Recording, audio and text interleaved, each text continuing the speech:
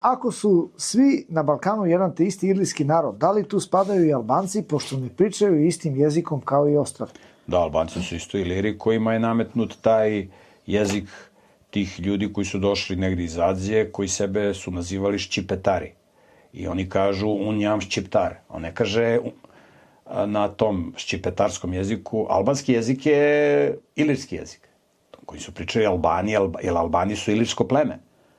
Albani su pisali glagoljicom.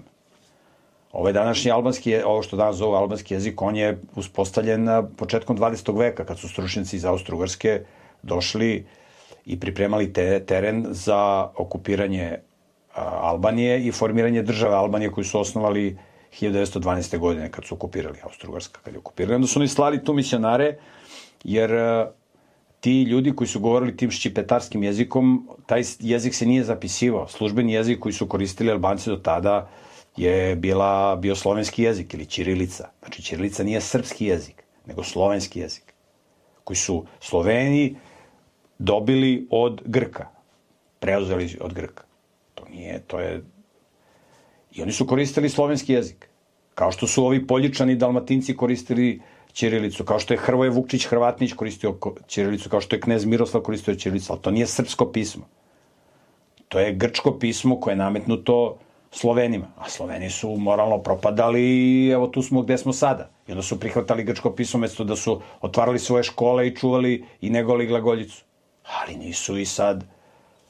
Tu je pragmatikos da obnovi korišćenje glagoljice, to će biti zvanično pismo jednog dana kad se obnovi teokratija. U svakom slučaju, ti ljudi koji su došli tu kao najamni radnici iz Azije, ti ščipetari, oni su bili lojalni svim okupatorima i kogo dođe, oni samo da bi imali veće privilegije. I onda je okupator forsirao te koji su njima lojalni. I tako je taj ščipetarski jezik postao dominantan. Ali to nije albanski jezik, on se danas zove albanski. Ali na tom jeziku je sačuvan, on ne kaže za sebe unjam Alban, ja sam Albanac, on kaže unjam ščiptar, unge ščiperija, ja sam iz Ščiperije, ne kaže on ja sam iz Albanije. Jer njegova zemlja je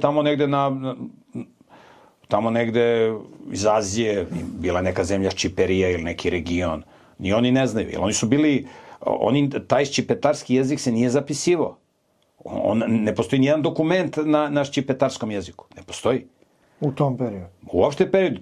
Tek kad su austrougarski ovi stručnjaci uzeli ščipetarski jezik i od njega, koristeći latinicu, latinična slova, formirali takozvanu albansku abecedu, onda su oni uzeli da zapisuju i napravili su rečnik tih takozvanih albanskih reči, ali to su ščipetarske reči, to nisu albanske reči.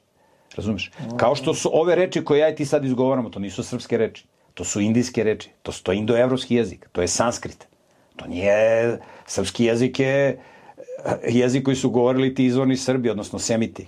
Razumeš, isto i hrvatski jezik i makedonski jezik, to je hebrejski jezik koji je pisan u formi glagoljice, a glagoljica je, koga zanima nek pogleda moje predavanje iz serijala Istorija Bogumila, to je najvažniji serijal koji sam ja do sada snimio i najtoplije preporučujem ga na mom YouTube kanalu. Mislim da je 4. predavanje glagoljica ilirsko pismo, pa da pogledaju ljudi i da se informišu. Tako da Ilirima, Albancima je promenjen jezik. Isto kao Ilirima na teritoriji današnje Mađarske. Njima je promenjen ovaj jezik koji oni nazovu mađarski, to je ugarofinski jezik.